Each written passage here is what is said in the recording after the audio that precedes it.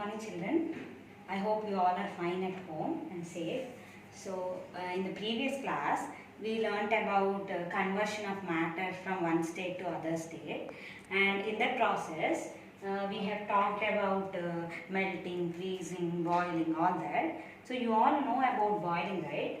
From small onwards we are eventually using this boiling and melting words for the same purpose. So what do you mean by boiling? Conversion of any liquid into its vapor. Yes? That do you mean by boiling? We know that. Yes? And in the last class we learned about boiling point. Yes? Boiling point. What is boiling point? The temperature at which any liquid starts to become into vapor. That is boiling point.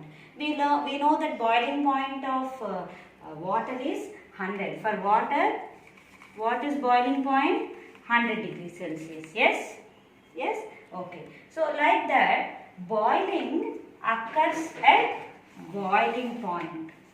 Then we talk about evaporation also. Evaporation is also conversion of any liquid to its vapor.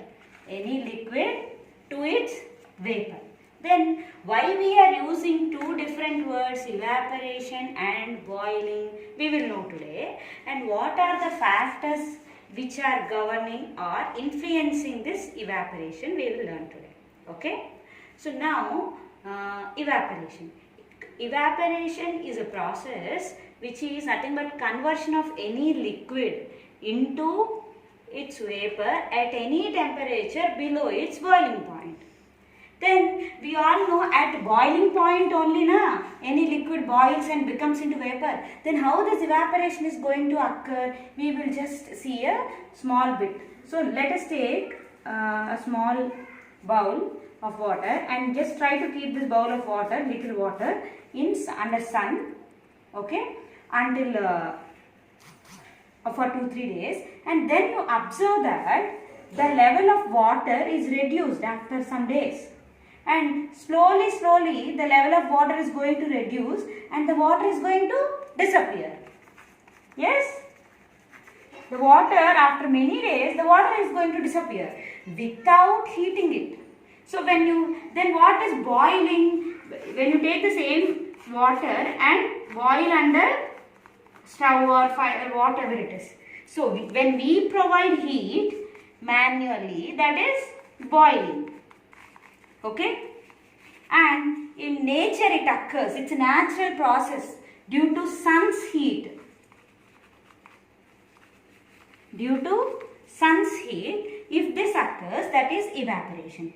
Then how this is going to occur? Because when you heat only, it becomes into vapor. Then without getting this boiling point, how any vapor is going to become into, how any liquid is going to become into vapor, we will once observe. So we know that boiling point of water is 100 degrees.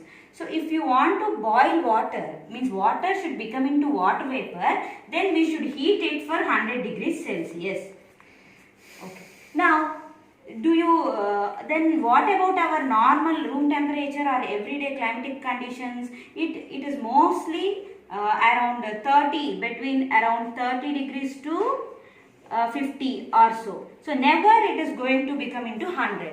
Then how our water is going to become into vapor? So this is the surface phenomena. What do you mean by any surface phenomena? It's nothing but the top layer of water is having more energy, high energy than the bottom layer of water, the water particles. Okay. Then what will happen? Due to the heat of the sun, the first layer, the top layer of the water molecules are going to evaporate. Then once they evaporate, the top layer is going to change, next layer, and then the next layer of water is going to evaporate. Like that, for some days, due to more energy on the top layer of the water or any liquid or anything, it is going to evaporate below the boiling point. So surface phenomena occurs below the boiling point. So that is the definition of evaporation. So now you all got a clarity on evaporation. Evaporation is nothing but conversion of any liquid into vapor at any temperature below its boiling point. At room temperature also, due to the evaporation of the topmost molecules of water, evaporation occurs. So this phenomena is evaporation, and if we boiling, that is, if we do manually, that is boiling. In the next class, we will definitely learn the differences between evaporation and boiling in a brief manner. But today, we want to concentrate completely on what? On evaporation. So, usually evaporation occurs in nature, I told. Yes, it occurs in nature. Evaporation occurs in nature. Then, what are the basic examples like drying of cloths? Yes, then water cycle. In water cycle, all the water bodies like seas, oceans and rivers, they try to evaporate. So everywhere you can see the evaporation. Our sweat, once we got sweat, after some time our sweat is going to evaporate. Yes.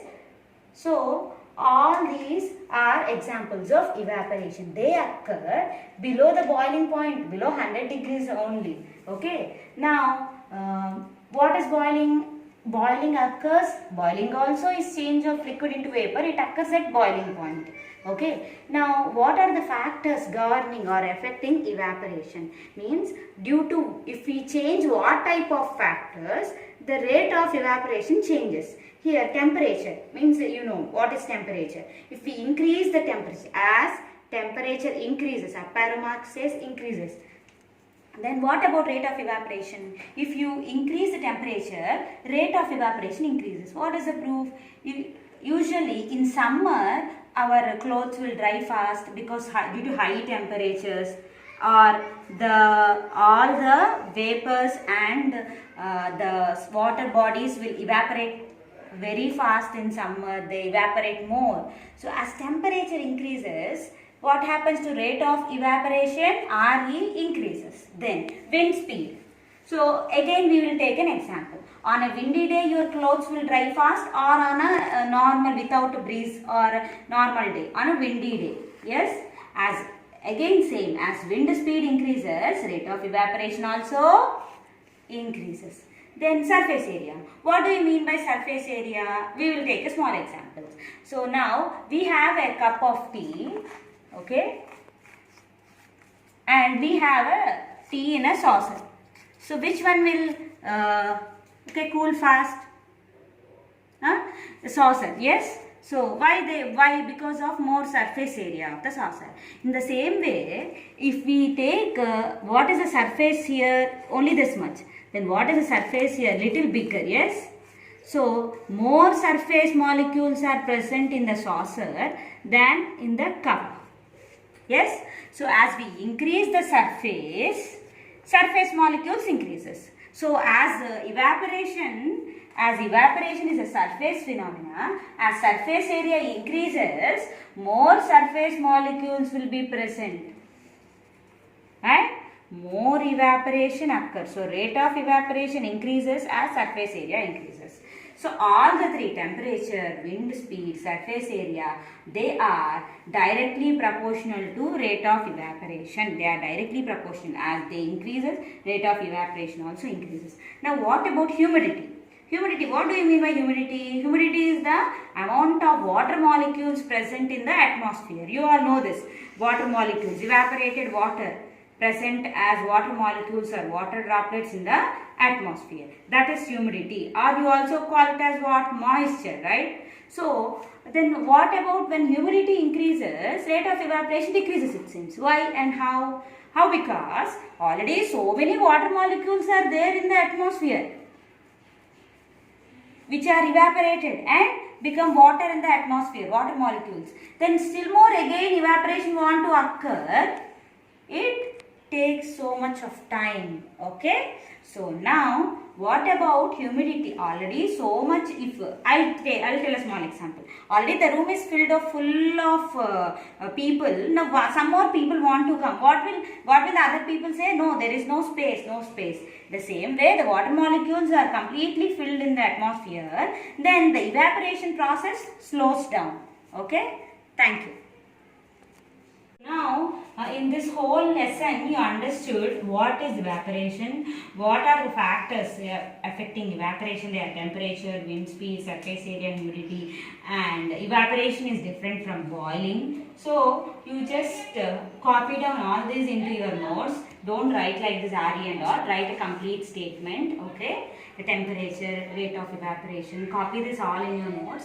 And your homework is write some examples for evaporation process, okay? And read all these factors affecting evaporation. Write some examples for factors or evaporation process which is happening daily in your in our daily life, okay? Thank you, children.